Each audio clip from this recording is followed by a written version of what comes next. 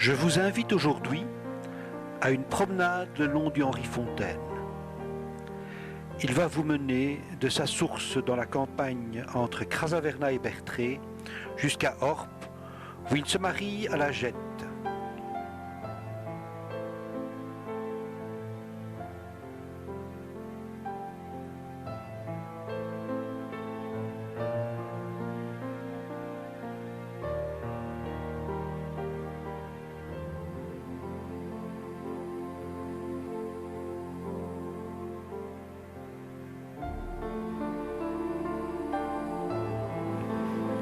La culture du cresson se pratique depuis fort longtemps chez nous. Dans les années 1800, les botteresses liégeoises venaient récolter le cresson dans notre région. Elles faisaient la navette 1 ou 2 fois par semaine selon les saisons.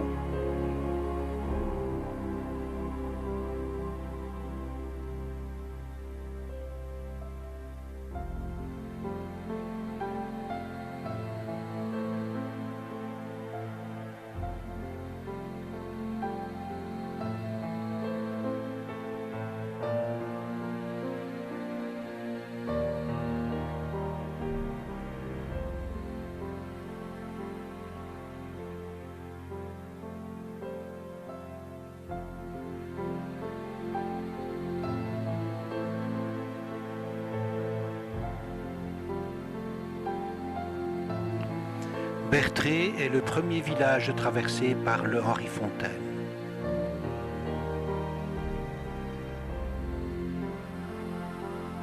C'est dans la rue Henri Fontaine que l'on découvre avec ravissement une jolie potale du XVIIIe siècle. On y reconnaît les bas-reliefs de Notre-Dame de Montaigu, de Saint-Pierre et de Saint-Donat. L'ancien prieuré Notre-Dame de Bertré a été reconstruit à la fin du XVIIIe siècle sous la forme d'un vaste quadrilatère en briques et calcaire. Le logis date du début du XXe siècle. Le prieuré est devenu une ferme.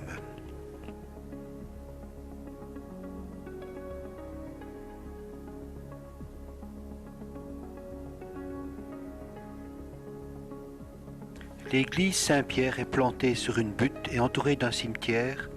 Elle a été reconstruite entre 1756 et 1758.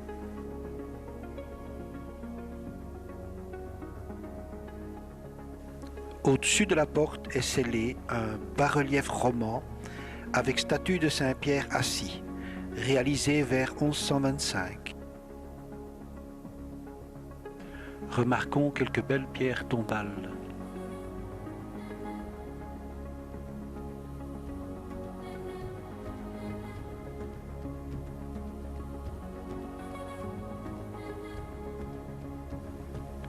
Les fonts baptismaux ont une base du XIIe siècle.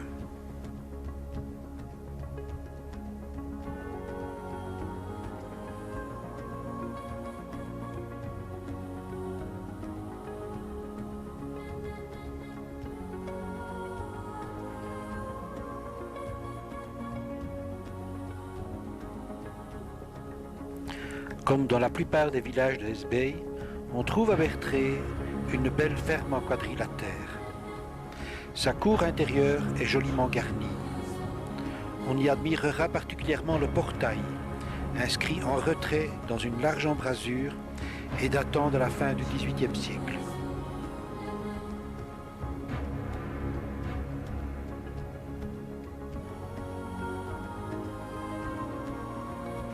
La proximité du ruisseau a donné son nom à cette maison de maître, la Crapaudière.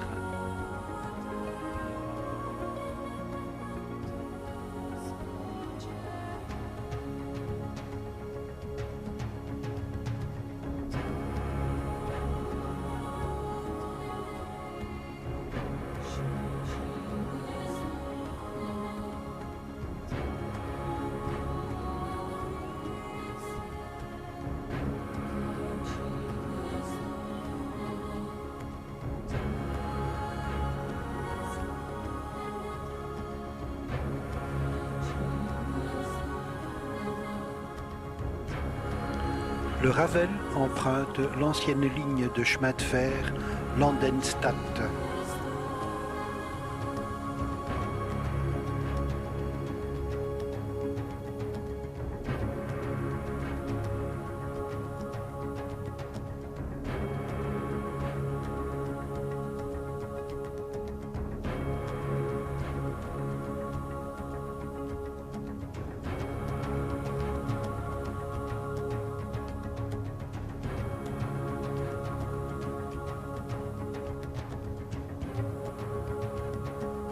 Autrefois, Bertré était le siège d'un important pèlerinage aux Trois Saintes Sœurs, le lundi de Pentecôte.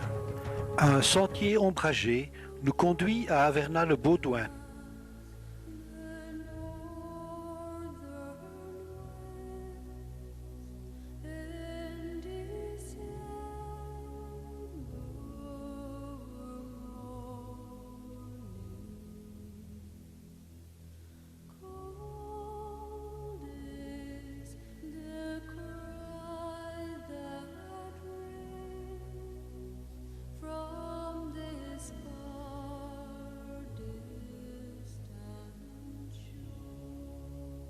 Le poète wallon Lucien Maubeuge est né à Avernat en 1878. L'église d'Avernat présente une tour en silex et pierre de sable. Son allure médiévale et l'épaisseur de ses murailles attestent qu'il s'agissait à l'origine d'un édifice fortifié, fermé à la base.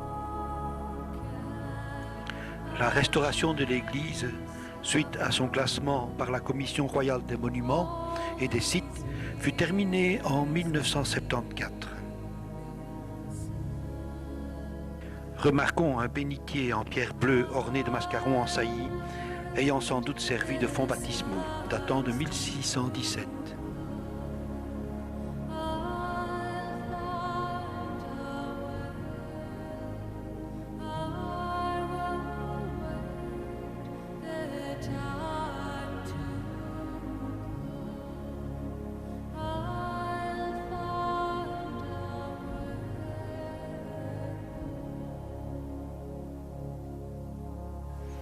Admirons l'autel en chêne de style Louis XIV.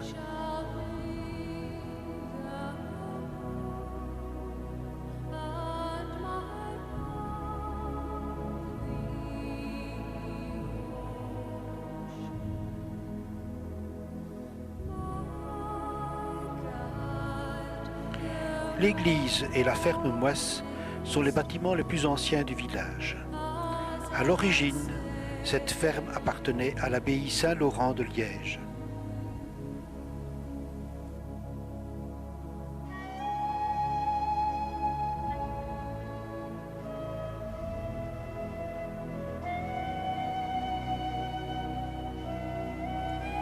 Rue d'Auchin se situe une autre ferme avec un porche massif daté de 1792.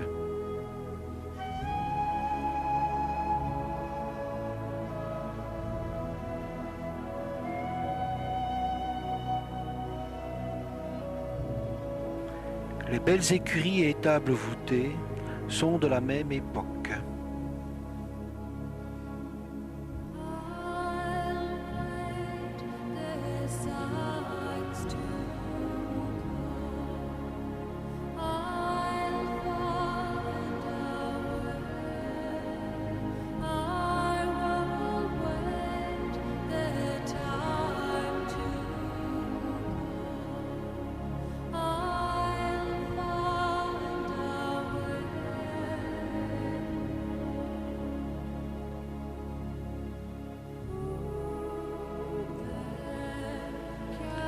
Peu après la station d'épuration, nous découvrons un site naturel assez particulier.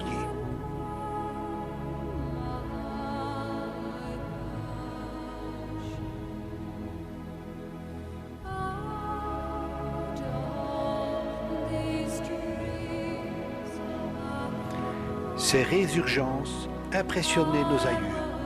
C'est le Boudial.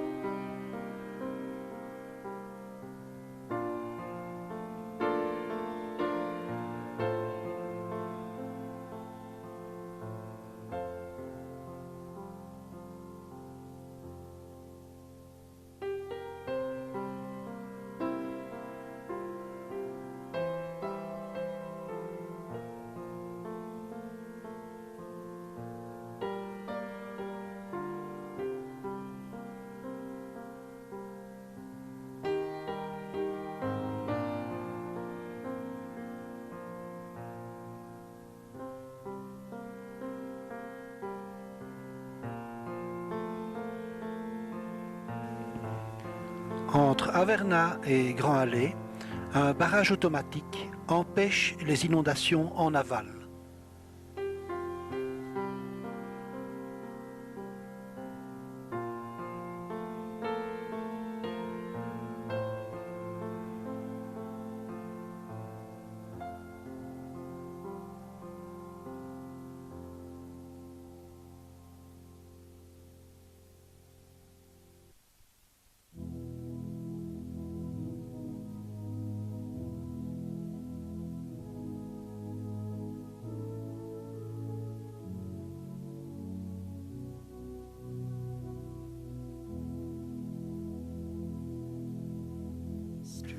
Le moulin d'Ardenne.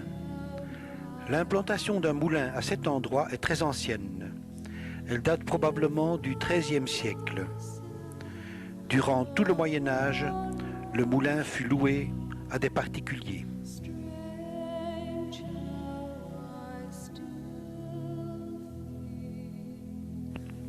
On peut y admirer une importante collection de boîtes.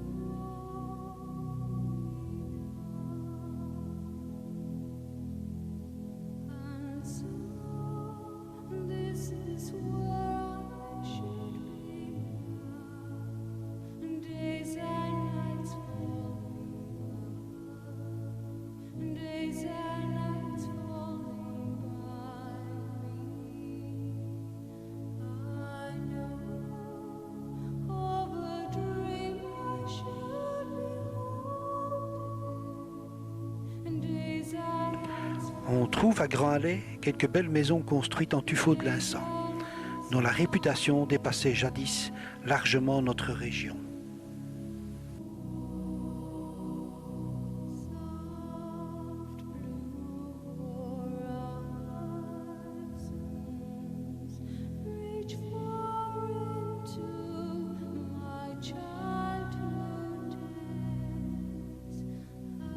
L'église paroissiale Saint-Blaise de Grand-Allais appartenait à l'origine à l'abbaye de Neerlinter et au chapitre de la cathédrale Saint-Lambert de Liège. Sa tour est construite en pierre de Gaubertange et en moellon de silex.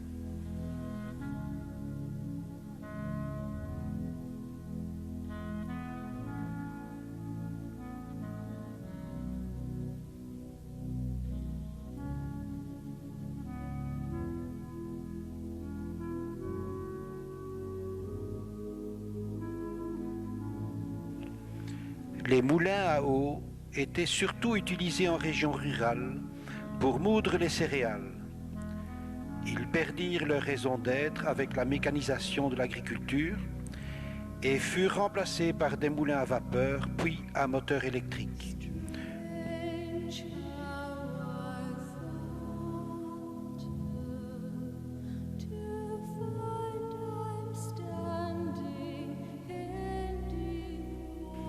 L'église paroissiale Saint-Lambert de Petit-Hallay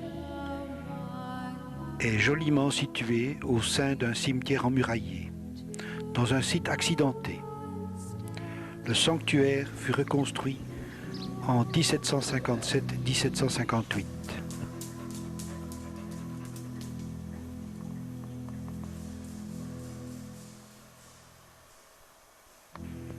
Les fonts baptismaux sont en pierre du XVIIe siècle.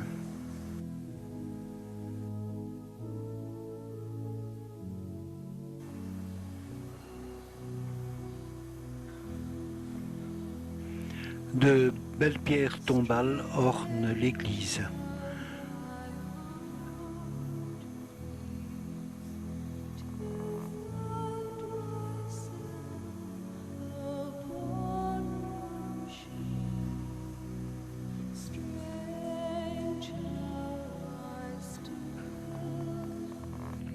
À quelques pas de l'église se trouve le presbytère qui a été magnifiquement restauré.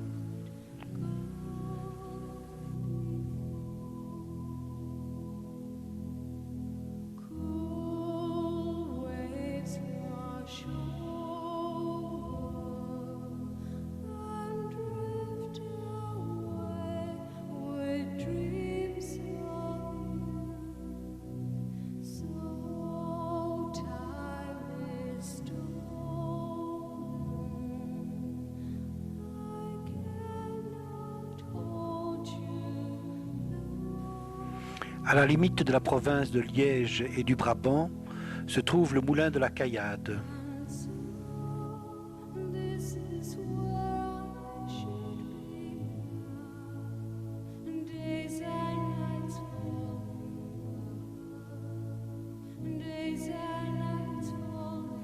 À Orpe-le-Petit, cette ancienne maison seigneuriale, datant du XVIIIe siècle, s'appelle la Grande Ferme.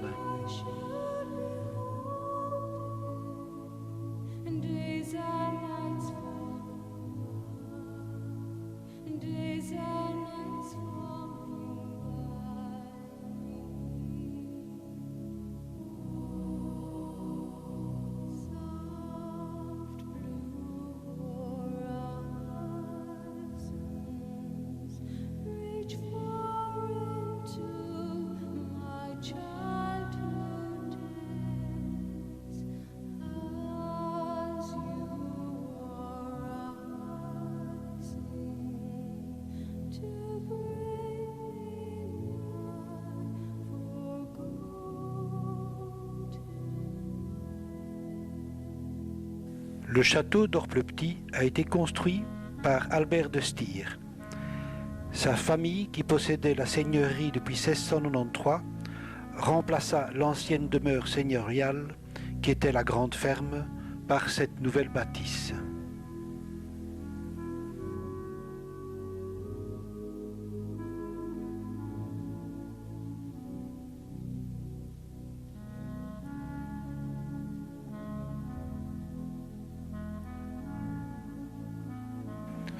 Nous quittons à regret le Henri Fontaine qui se marie à la Petite Jette.